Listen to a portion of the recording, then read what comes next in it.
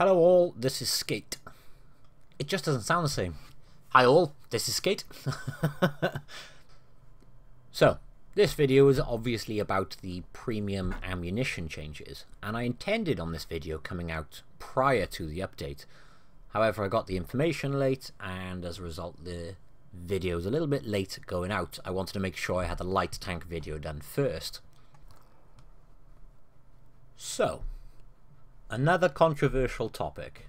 They have changed the premium ammunition. I like it. I remember being told by the EU producer, he actually said to me, "Hey, what do you think of this?" And I think my reaction was, "Hey, this is crap." But then I played it on the test server, and I really liked it, and I really like what they've done. Granted, there's going to be some of us out there who don't like it. They've balanced premium ammunition. They've effectively nerfed it as far as I'm concerned. And that nerf balances the premium ammunition, which when you think about it goes against everything we've actually thought recently. Update 3.8 literally just makes you sit there and think, time to empty my wallet just to get through those timers. And then this happens, and I knew about this a long time ago, but obviously NDA, we don't say anything. I was dreading it, but now I've had a go on it. I think it's a very good idea. You're sacrificing damage in exchange for higher penetration, which is fair. It actually makes the premium ammo considerably fair. Now, one of the tanks which hasn't been touched really as part of this is the mouse. Obviously it's had its APCR nerfed slightly in terms of damage, as per every tank in the game has.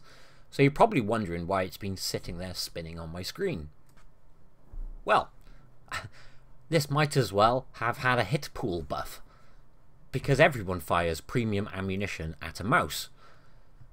If you don't, and the mouse is angled, let's be fair, it's probably going to bounce. So assuming everyone is going to continue to fire heat and APCR at my mouse, it's basically had a hit point buff, because all the ammo flying at it is going to be doing less damage per shot. Now, I love the mouse. I think it's a hysterically fun tank, but I get the feeling with these changes we're going to see this tank a lot more on the battlefield, which I really hope that is the case. I said it in my last 2 videos I put up on the mouse, you just don't see it enough. And of course there has already been outcries saying medium tanks have been nerfed even more. I don't think that's the case. Medium tanks are clearly, obviously my opinion, but they are the strongest class. They're the most diverse class. I think the pen nerf they received, it actually had a negligible difference in terms of how I played them. But that being said, with the extra 5% to penetration, my T62's gone back up to 252 mil of penetration anyway. Yes, I've sacrificed a little bit of faster reload as a result of having that option on with the new equipment, but 252 pen, it's only 6 less than what it was to begin with. And then on the back end of that, or the other side of the coin, you've got people saying, my IS-7 has been nerfed. And it has been nerfed in this patch. Specifically, the turret traverse has dropped. It's dropped from 18.77 to 15.64. Now, obviously, that is in favour of medium tanks. It's going to make it that little bit easier for a medium tank to try and circle an IS-7. So it brings some favour back towards the medium tanks. But obviously, the IS-7 has now got a little bit of a buff, the same as the mouse has, in terms of if people keep firing premium ammunition at the front of it, they're going to do less damage per shot. So no, I gotta be honest, I wasn't overly happy with the changes when they first came out on 3.6. Obviously that was when they nerfed the premium tanks, when they nerfed the penetration on the higher tier mediums, but after playing it, it turned out it wasn't actually that bad. Update 3.8, well, I think my opinion on that is pretty clear in my previous video. I hate what has been done to try and monetize, and it is. I don't care what anyone says about, oh, it's to balance things, it's to monetize it. That's all it comes down to as far as I'm concerned. The timers are not there to add balance like it was claimed. It's nothing to do with that. It's to make me dip in my pocket and try and get to the next stage quicker. I won't do it. I haven't done it even when it's on discount. So obviously my concern was that's the way the game is going. And then the next thing that happened was this came out. Now, this goes against that concept of making me dip into my pocket. In fact, it balances it so much more. Now, my first concern, and the first thing that came into my head was, oh god, E100 relies on that heat to be able to pen reliably because its AP is useless. Well, they've thought of that and they've covered it. The E100's AP pen has now gone from 235 up to 258.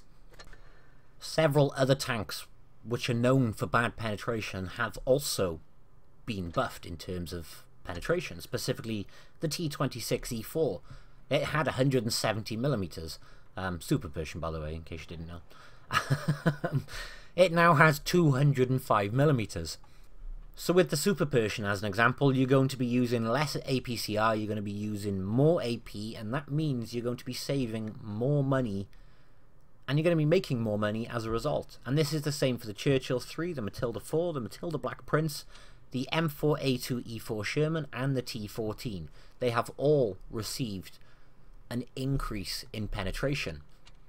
I mean, if we get the Super Persian up here for a second, just check the figures to make sure I was correct with the 205. Yeah, 205 mil. That's plenty at tier 8. And because you're not firing that APCR, you are going to make more credits as a result. So I've mentioned that they are decreasing the damage. Now, most of you would have seen these figures in-game anyway. They're average, or they're dropping the damage on average by 15%. Some are more, some are a little bit less. But the average drop when you're using premium ammunition is going to be around 15%. Cromwell B is an example. Standard AP, 160 damage. Your APCR now only does 135.